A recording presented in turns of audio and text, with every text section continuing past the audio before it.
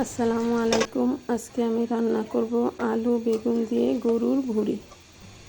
এজন্য প্রথমে কড়াইয়ে দিয়ে দিলাম পরিমাণ মতো তেল, তারপর দিয়ে দিলাম পেঁয়াজ, এরপর দিয়ে দিলাম 1 টেবিল চামচ আদা বাটা, 1 টেবিল চামচ রসুন বাটা, 1 চা চামচ লবণ, 1 চামচ মরিচের গুঁড়া, 1 চামচ হলুদের গুঁড়া, 1 চামচ ধনিয়ার গুঁড়া, 1 চা চামচ দিয়ে দিলাম গরম মশলার গুঁড়া।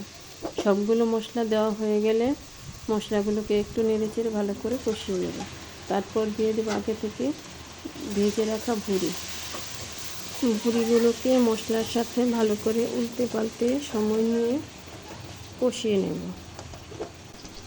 অনেকটা সময় ধরে ভুঁড়িগুলোকে ভাজতে হবে।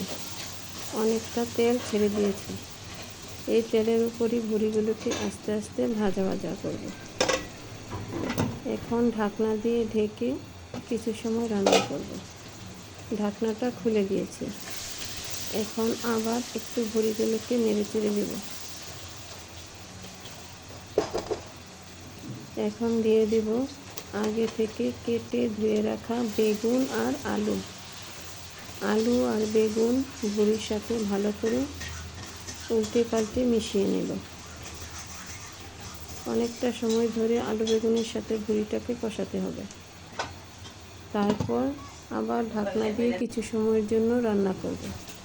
বেগুন আর আলুটা একটু নরম হয়ে এসেছে। এখন দিয়ে দেব জয়ত্রী, কালো এলাচ, দারচিনি। সবগুলো মশলা দেওয়া হয়ে গেলে আবার নেড়ে চেড়ে ভালো করে মশলার সাথে মিশিয়ে নেব। আবার ঢাকনা দিয়ে ঢেকে রান্না করব 10 মিনিটের মতো। 10 মিনিট পর আবার ঢাকনাটা খুলে দিয়েছি। আলু আর বেগুন অনেকটাই নরম হয়ে গেছে। এভাবে উল্টে পাল্টে একটু পর পর সবগুলোকে একসাথে করে কষিয়ে নিতে হবে। কষানোর মধ্যেই প্রায় ভুঁড়ি আর আলু বেগুন সিদ্ধ হয়ে যাবে। এখন দিয়ে দেব সামান্য পরিমাণ পানি। পানির পরিমাণটা খুবই কম দেব,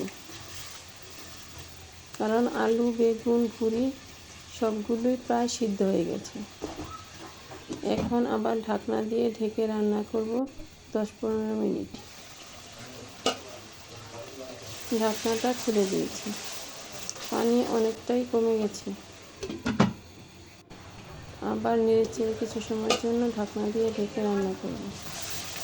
ঢাকনাটা খুলে দিয়েছি।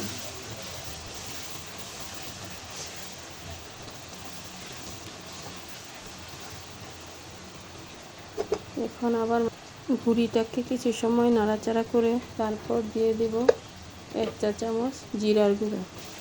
জিরার গুঁড়া দিয়ে একটু সামান্য নাড়াচাড়া করব। তৈরি হয়ে গেল আলু বেগুন দিয়ে ভুঁড়ির তরকারি রান্না।